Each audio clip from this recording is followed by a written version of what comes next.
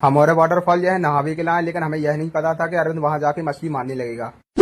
तो हेलो दोस्तों, आज हम लोग जाने वाले हैं एक ऐसी लोकेशन पर जहां पर एक बहुत ही सुंदर झरना है और यह लोकेशन हमारे खजुराहो से मात्र 50 किलोमीटर दूरी पर है, जिसका नाम लखनपुर सेहर वाटरफॉल है। और फिर हम लोग अपनी बाइक उठाते हैं और निकल जाते हैं सीधे लखनपुर सेहर वाटरफॉल के लिए। और आज की ट्रिप तो एक एडवेंचर ट्रिप होने वाली थी, क्योंकि हम लोग जाने वाले थे पन्ना टाइगर रिजर्व से होते हुए। और फिर हम लोग आ जाते हैं केन नदी के पुल पर, और जैसे ही हम लोग केन नदी का पुल पार करते हैं तो हम लोग प्रवेश कर जाते हैं पन्ना टाइगर रिजर्व की सीमा में। और अब हम लोग चढ़ने वाले थे यहाँ से घाट, और घाटी का रास्ता तो इतना खतरनाक था कि रोड के जस्ट बगल से बहुत लंबी खाई, और इसी रास्ते में हम लोगों को घाटी में मिलता है एक पलटा हुआ ट्रक जो खाई में डला हुआ था। और थोड़ी आगे चलने के बाद हम लोग पहुंच जाते हैं भैरव टीक, और भैरव टीक पर हम लोग लौट कर रुकने वाले हैं। और भैरव टीक से आगे चलने के बाद हम लोग पहुंच जाते हैं पन्ना, और पन्ना से जाने वाले थे हम लोग अजयगढ़ बाईपास, और पन्ना से 10 किलोमीटर आगे चलने के बाद हम लोग पहुंच जाते हैं लखनपुर सेहर वाटरफॉल। लेकिन हमें वाटरफॉल तक पहुंचने के लिए अभी थोड़ा सा पैदल चलना पड़ेगा, और फिर उबड़ खाबड़ रास्तों से होते हुए हम लोग पहुंचने ही वाले थे वाटरफॉल तक। और यह वही नदी है जो आगे चल के फॉल बनाती, और हम लोग जाने वाले थे वहाँ नीचे, और नीचे जाने का रास्ता बहुत ही ज्यादा खराब है, तो हम लोगों को यहाँ से बहुत ही आराम से और सावधानी के साथ नीचे उतरना होगा। और नीचे पहुंचकर हम लोग देखते हैं एक बहुत ही सुंदर वाटरफॉल, जैसा कि आप लोग भी देख सकते हैं कि यहाँ का नजारा बहुत ही ज्यादा खूबसूरत है। और जग्गू मामा पहुंचकर यहाँ पर हीरे की तलाश करने लगते हैं,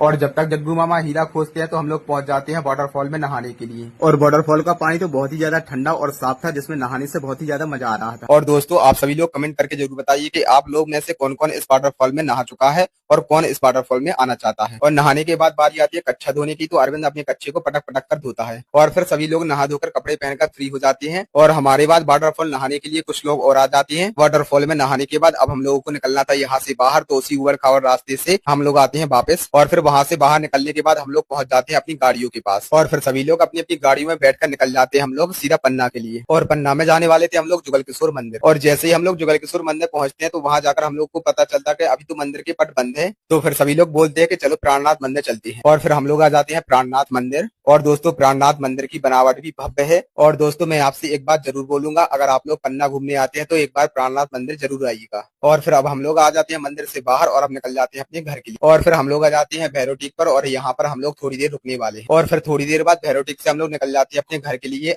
और दोस्तों, अगर आप लोगों को हमारी वीडियो अच्छी लगी हो तो वीडियो को लाइक शेयर सब्सक्राइब जरूर कर दें, और साथ में फॉलो जरूर कर ले। धन्यवाद।